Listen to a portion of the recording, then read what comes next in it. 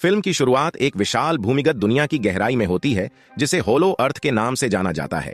Kong को शक्तिशाली वॉरथॉग के एक समूह से भागते हुए देखा जाता है जब तक कि वह एक चट्टान के किनारे तक नहीं पहुंच जाता। वह चतुराई से जीवों को जाल में फंसाता है जिससे उनमें से कुछ एक गहरे गड्ढे में गिरकर मर जाते हैं। जब बचे हुए वॉरथॉग अपना हमला जारी रखते हैं तो कोंग एक को पकड़कर उसे 2 टुकड़ों में फाड़ देता है। उसकी ताकत से भयभीत होकर बाकी जीव अपनी जान बचाने के लिए जल्दी से भाग जाते हैं। अपनी जीत के बाद कोंग अपने गिरे हुए दुश्मन को खाने की कोशिश करता है, लेकिन असहनीय दर्द वाला दांत उसे अपने खाने का मजा लेने से रोकता है। पृथ्वी की सतह पर हम डॉक्टर एलिन एंड्रयूज से मिलते हैं, जो एक वैज्ञानिक हैं और कोंग रिसर्च में माहिर हैं। वह टाइटन या अन्य विशाल अज्ञात स्थलीय जीवों मूटों की निगरानी करने और विश्व सुरक्षा सुनिश्चित करने के लिए एक सम्राट के साथ सहयोग करती है। ऐसा ही एक टाइटन गॉडजिला है जो मानवता को अन्य राक्षसी खतरों से बचाता है। बहुत समय पहले रोम पर टाइटन राक्षस स्काइला ने अचानक हमला किया था। संकट को भांपते हुए गॉडजिला आक्रमणकारी से लड़ने के लिए अपने पानी के नीचे के घर से बाहर आया। दोनों टाइटन्स के बीच भयंकर लड़ाई हुई और गॉडजिला ने स्काइला को नष्ट करने और लड़ाई को समाप्त करने के लिए अपनी परमाणु सांस को चार्ज किया। इटली को दूसरे जानवर से बचाने के बाद गॉडजिला ने कोलोसियम को अपना नया घर बना लिया है। इस बीच एक और प्रसिद्ध टाइटन कोंग भी पृथ्वी की सतह को दुष्ट टाइटन से बचाता है। राजा गॉडजिला और कोंग को अलग रखने के लिए सक्रिय रूप से काम कर रहा है। जब तक वे उन्हें एक दूसरे के क्षेत्र से दूर रखते हैं, मानवता को अराजकता से बचाया जा सकता है। खोखले पृथ्वी में एक चौकी सुविधा में शोधकर्ताओं ने कोंग के क्षेत्र से असामान्य ऊर्जा रीडिंग का पता लगाया। उन्होंने एक सिंकहोल भी खोजा जिसमें उसने वॉरथॉग को मार डाला। एलिन को जल्द ही उसके सहयोगी निर्देशक हैम्पटन द्वारा जानकारी के बारे में सचेत किया जाता है। इस बीच एलिन की दत्तक बेटी जिया स्कूल में है जब उसे ज्वलंत दिवा स्वप्न आने लगते हैं। अपने विचारों में खोई हुई वह अनजाने में अपनी डेस्क को जटिल चित्रों से भर देती है, जिससे उसकी शिक्षिका हैरान रह जाती है। यह पता चलता है कि जिया स्कल द्वीप से ईवी जनजाति की आखिरी जीवित सदस्य है। इस प्रकार वह एकमात्र व्यक्ति है जो कांग से संवाद कर सकती है। एलिन को जल्द ही स्कूल बुलाया जाता है, जहां जिया कबूल करती है कि वह इस नई दुनिया में खुद को बेमेल महसूस करती है। वह एलिन को टाइटन्स से जुड़े अपने अजीबोगरीब विजन के बारे में भी बताती है और अनुमान लगाती है कि कोंग खतरे में हो सकता है। एलिन प्यार से जिया को भरोसा दिलाती है कि वे एक दूसरे के हैं और जल्द से जल्द मामले की जांच करने का वादा करती हैं। बाद में उस रात एलिन उन रेखा चित्रों की जांच करती है जो जिया ने एक विस्मय में बनाए थे। उस पल उसे एहसास होता है कि ये चित्र खोखले पृथ्वी से पता लगाए गए ऊर्जा रीडिंग के समान दिखते हैं। इसके बाद एलिन अपने दोस्त बर्नी हेस से मदद लेने के लिए मियामी जाती है। बर्नी एक अपरंपरागत विचारक साबित होता है जिसकी एलिन को रहस्यमय संकेतों और जिया की दृष्टि से उनके संबंध को समझने में मदद की जरूरत है। वह इस शर्त पर उसकी मदद करने के लिए सहमत हो जाता है कि वह उसके साथ खोखली धरती पर जाएगा। इससे पहले कि वे अपनी व्यवस्था को अंतिम रूप दे पाते, एलिन को चौंकाने वाली खबर मिलती है कि गॉडजिला फिर से आगे बढ़ रहा है। यह पता चलता है कि एक और ऊर्जा उछाल आया है जिसे गॉडजिला एक खतरे के रूप में देखता है। तेजी से कार्य करते हुए वह रोम छोड़ देता है और स्रोत की ओर अपना रास्ता बनाता है। बाद में कोंग खोखली धरती की गहराई से निकलता है और सतह की दुनिया में चढ़ता है। वह जिया की मौजूदगी को महसूस करता है और अपने दांत की समस्या के लिए मदद लेने के लिए चौकी पर उससे मिलने जाता है। पास की मोनार्क चौकी नुकसान को नियंत्रित करने के लिए तुरंत हरकत में आ जाती है। जिया एलिन को कोंग के संक्रमित दांत के बारे में बताती है और वह मदद के लिए अपने पुराने दोस्त ट्रैपर के पास पहुंचती है। ट्रैपर एक मोनार्क पशु चिकित्सक संक्रमित दांत को निकालने के लिए अपनी उन्नत तकनीक का उपयोग करता है और उसे एक धातु का प्रतिस्थापन देता है। इसके बाद बर्नी एलिन से सम्राट चौकी पर मिलने जाता है। वह बताता है कि वे जो संकेत पकड़ रहे हैं वे खोखले पृथ्वी से संकट की पुकार हैं। वह यह भी सुझाव देता है कि जिया के अजीबोगरीब दृश्य संकेत दे सकते हैं कि गहराई में कुछ उन्हें मदद के लिए बुला रहा है।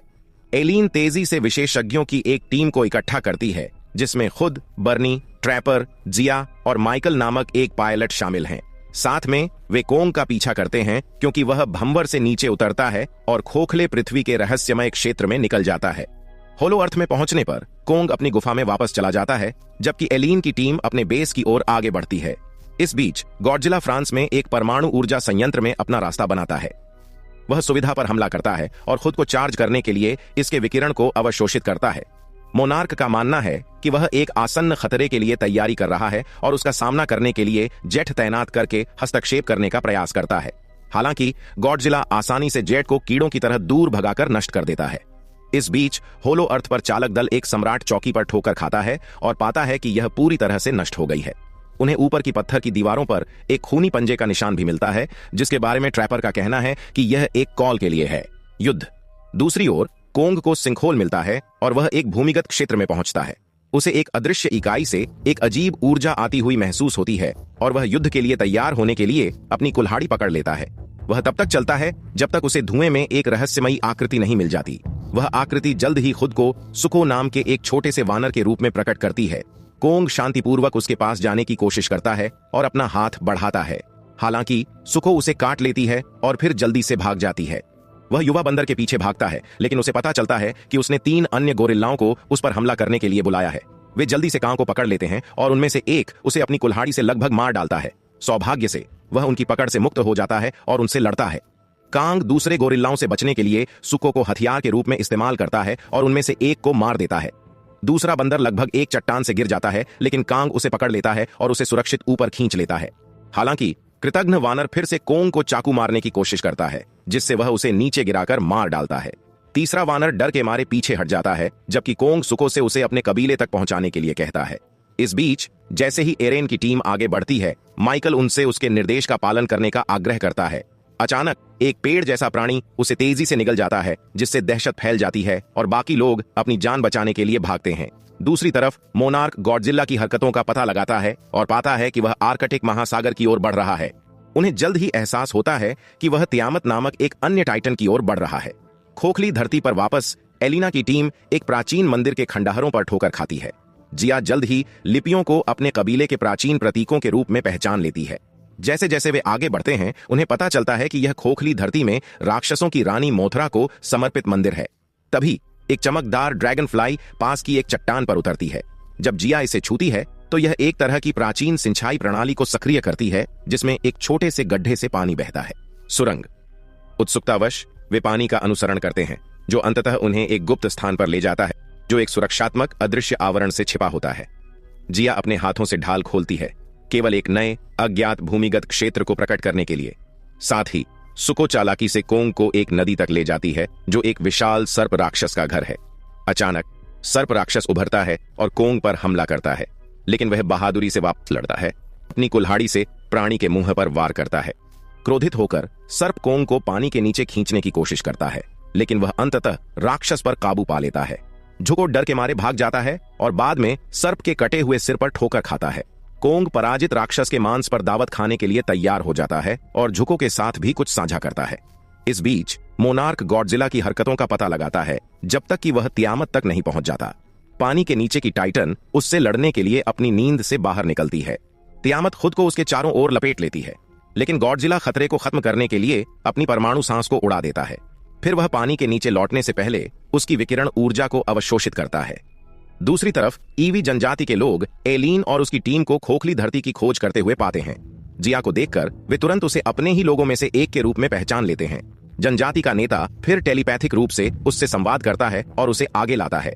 वे हाथ मिलाते हैं, जिससे उन्हें ईवी जनजाति के दर्शन और फ्लैशबैक के साथ साथ जिया की अपनी व्यक्तिगत यादें साझा करने का मौका मिलता है। जनजाति के नेता ने यह भी खुलासा किया कि वे खोखले पृथ्वी से आने वाले संकट बीकन के लिए जिम्मेदार थे। चालक दल को ईवी के मंदिर में आगे निर्देशित किया जाता है, जहां एलीन उनके इतिहास का अनुवाद करती है। धर्म ग्रंथ में लिखा है कि महान वानर मानवता के रक्षक थे। हालांकि बहुत समय पहले स्कार किंग के नाम से जाने जाने वाले एक क्रूर नेता ने वानरों की एक सेना का नेतृत्व किया और हमला करने की कोशिश की गॉडजिला के खिलाफ युद्ध में सतही दुनिया। उसने उन्हें पीछे हटने के लिए मजबूर किया और उन्हें फिर से भागने से रोकने के लिए होलो अर्थ में फंसा दिया। हालांकि स्कार किंग आज भी होलो अर्थ के ऊपर की दुनिया को जीतने का सपना देखता है। यह भी कहा जाता है कि ईवी जनजाति का एक सीधा वंशज, जो कि शुकुल द्वीप से है, जिया है, मोथरा को फिर से जगाने वाला होगा। इसके बाद कोंग सुको का पीछा करता है और अन्य महान वानरों के छिपे हुए स्थान की खोज करता है। वह यह जानकर हैरान रह जाता है कि इन वानरों को स्कार किंग के दमनकारी शासन के तहत कठोर श्रम करने के लिए मजबूर किया जाता है। स्कार किंग के एक अनुचर को एक बुजुर्ग बंदर को परेशान करते देख कोंग क्रोधित हो जाता है। वह दुर्व्यवहार करने वाले का सामना करने के लिए आगे आता है और उसे नीचे गिराने और अपना प्रभुत्व स्थापित करने के लिए एक शक्तिशाली प्रहार करता है। फिर स्कार किंग कोंग से भिड़ने के लिए आता है और उसके धातु के दांत का मजाक उड़ाता है। जब राजा सुको को दंडित करने के लिए आगे बढ़ता है तो एक बुजुर्ग बंदर उसका बचाव करने के लिए आगे आता है, फिर वह बचाव करने वाले बंदर को लावा के गड्ढे में फेंक देता है, जिससे सुको तबाह हो जाता है। इस अराजकता को देखकर कोंग अब अपने क्रोध को रोक नहीं पाता और दोनों में भयंकर युद्ध होता है। स्कार किंग एक अन्य टाइटन की रीढ़ से बना एक चाबुक चलाता है जो एक तेज क्रिस्टल से सुसज्जित है। कोंग लगभग उस पर हावी हो जाता है, लेकिन खलनायक अपना गुप्त हथियार प्रकट करता है। शिमो नामक एक बर्फ टाइटन हस्तक्षेप करता है, राजा के चाबुक में क्रिस्टल के कारण मजबूर होता है। शिमो फिर कोंग की ओर बर्फ उड़ाता है, जो इसे अपनी कुल्हाड़ी से विक्षेपित करने की कोशिश करता है। चूंकि विस्फोट बहुत शक्तिशाली है, इसलिए उसका हाथ बर्फ में समा जाता है, जिससे उसे ठंड लग जाती है और वह कमजोर हो जाता है। सुको जल्दी से कोंग को भागने का रास्ता बताती है और वह पीछे हट जाता है। यह देखकर स्कार किंग अपने गुर्गों को उसे खोजने और खत्म करने का आदेश देता है। हालांकि कोंग उन्हें एक जाल में ले जाता है और उस बंदर को छोड़कर सभी को मार देता है, जिसे उसने पहले मुक्का मारा था, जो गिरते हुए पत्थरों से बचने के लिए एक अन्य बंदर का इस्तेमाल करके बच जाता है। चालक दल ईवी जनजाति के साथ अधिक समय बिताता है और जिया वह अपने लोगों के बीच रहना पसंद करती है। एक बार फिर एलीन को एहसास होता है कि उसकी बेटी अपने लोगों के बीच अधिक खुश रहेगी और वह सतह पर लौटने का फैसला करती है, दुनिया में अकेले। जैसे ही ईवी अपनी दुनिया का पर्दा खोलते हैं, सुको घायल कोंग के साथ आती है। वे उसकी बुरी तरह से घायल भुजा देखते हैं और कोंग दुख के साथ जिया को संकेत देता है कि उसने अपना घर खो दिया है। उन्हें पता नहीं होता कि उनके पीछे गुप्त रूप से चल रहा एक और गोरिल्ला भी इस दृश्य को देखता है। गोरिल्ला फिर स्कार किंग को उस विशेष दरवाजे के बारे में बताने के लिए दौड़ता है, जो उसे पृथ्वी की सतह तक पहुंच प्रदान कर सकता है। इस बीच ट्रैपर एलीन को सूचित करता है कि कोंग के लिए सबसे अच्छा समाधान उसके प्रोजेक्ट की तकनीक का उपयोग करना है, ऑपरेशन पावर हाउस। इस परियोजना का उद्देश्य एक और बड़े टाइटन हमले के मामले में कोंग को मजबूत करना था, लेकिन इसे बंद कर दिया गया। सौभाग्य से ट्रैपर एक नष्ट हो चुके सम्राट चौकी से एक यांत्रिक जानवर के दस्ताने का पता लगाने में कामयाब हो जाता है और उसे कोंग की बांह पर बांध देता है। दूसरी तरफ स्कार किंग अपने आइस टाइटन शिमो पर सवार होकर अन्य वानरों को सतह की दुनिया पर नियंत्रण की उनकी खोज की ओर ले जाता है। इस बीच झुको शिमो के ऊपर सवार स्कार किंग को देखता है। आसन्न खतरे को भांपते हुए कोंग एलीन और उसकी टीम से वहां से निकल जाने का आग्रह करता है तथा वह साहसिक कार्रवाई करने के लिए तैयार हो जाता है। अपनी नई ताकत के साथ कोंग गॉडजिला का ध्यान आकर्षित करने और स्कार किंग को हराने के लिए उसकी मदद लेने के लिए सतह की दुनिया में जाने की तैयारी करता है। फिर कोंग काहिरा के एक पोर्टल के माध्यम से सतह की दुनिया में प्रवेश करता है। गॉडजिला उसकी दहाड़ सुनकर फिर से जाग जाता है और अपरिहार्य संघर्ष के लिए अपना रास्ता बनाता है। कोंग सेना में शामिल होने के लिए उससे संवाद करने की कोशिश करता है, लेकिन गॉडजिला को लगता है कि वह उसे चुनौती देने आया है। वह तेजी से कोंग की ओर बढ़ता है और दोनों एक और बड़े युद्ध में शामिल होते हैं। कंग अपने नए यांत्रिक दस्ताने का उपयोग करके गॉडजिला पर हावी हो जाता है। इस बीच होलो अर्थ में ईवी जिया के साथ एक अनुष्ठान करते हैं, क्योंकि वह एकमात्र ऐसी है जो मोथरा को फिर से जगा सकती है। इसके अलावा मोथरा गॉडजिला की पुरानी दोस्त भी है। अनुष्ठान के बाद रहस्यमय प्राणी फिर से जाग उठता है और लड़ाई में हस्तक्षेप करने के लिए सतह पर चढ़ जाता है। गॉडजिला अपने पुराने दोस्त को देखकर दंग रह जाता है और कोंग के साथ अपने संघर्ष को अलग रखता है। साथ में वह और कांग एकता में दहाड़ते हैं और खुद को आसन्न खतरे का सामना करने के लिए तैयार करते हैं। स्कार किंग और उसकी सेनाएं तेजी से आगे बढ़ रही हैं। मनुष्य खोखली पृथ्वी में गुरुत्वाकर्षण उछाल पैदा करने की योजना बनाते हैं, प्राचीन ईवी तकनीक का उपयोग करते हुए। उनका उद्देश्य क्रिस्टल के साथ प्रतिक्रिया को ट्रिगर करना है, ताकि पृथ्वी के द्वार को कुछ समय के लिए सील किया जा सके और दुष्ट टाइटन्स को भागने से रोका जा सके। हालांकि निर्दयी राजा शिमो को घूंघट को फ्रीज करने का आदेश देता है और वह इसे आसानी से सतह की दुनिया में प्रवेश करने के लिए तोड़ देता है। गॉडजिला और कोंग शिमो से लड़ने और किंग को डराने के लिए आसानी से एकजुट हो जाते हैं। जैसे ही गुरुत्वाकर्षण की लहर शुरू होती है, चारों टाइटन्स हवा में उड़ जाते हैं। आखिरकार वे पोर्टल से सतह की दुनिया में गिरते हैं और रियो डी जेनेरो के एक समुद्र तट पर उतरते हैं। स्कार किंग शिमो की बर्फीली शक्तियों का उपयोग करके कई इमारतों को जमा देता है और आसमान में बर्फ का विस्फोट करता है। गॉडजिला फिर अपनी परमाणु सांस को चार्ज करता है और दुष्ट राजा पर गोली चलाता है। वह राजा के चाबुक से क्रिस्टल को फाड़ने में भी कामयाब हो जाता है, जिससे शिमो पर उसका नियंत्रण खत्म हो जाता है। तभी सुको कोंग की कुल्हाड़ी लेकर पोर्टल से छलांग लगाता है और लड़ाई में शामिल हो जाता है। एक शक्तिशाली झटके से वह क्रिस्टल को तोड़ देता है और शिमो को स्कार किंग के नियंत्रण से मुक्त कर देता है। अब स्कार किंग के कमजोर होने पर कोंग उसे गॉडजिला की ओर फेंक देता है। वह बदले में दुष्ट किंग को पीछे धकेलता है और कोंग उसे हवा में ही पकड़ लेता है। उनके आश्चर्य के लिए शिमो अपने पूर्व मालिक पर पलटवार करती है और उसे बर्फ में जमा देती है। कोंग फिर जमे हुए स्कार किंग को लाखों टुकड़ों में तोड़ देता है। अंततः गॉडजिला अपनी परमाणु सांस का उपयोग करके बर्फ के विस्फोट को रोक देता है और सब कुछ सामान्य कर देता है। युद्ध के बाद गॉडजिला कोलोसियम में आराम करने के लिए लौटता है, जबकि मोथरा हॉलो अर्थ में घूंघट की मरम्मत करता है। फिल्म की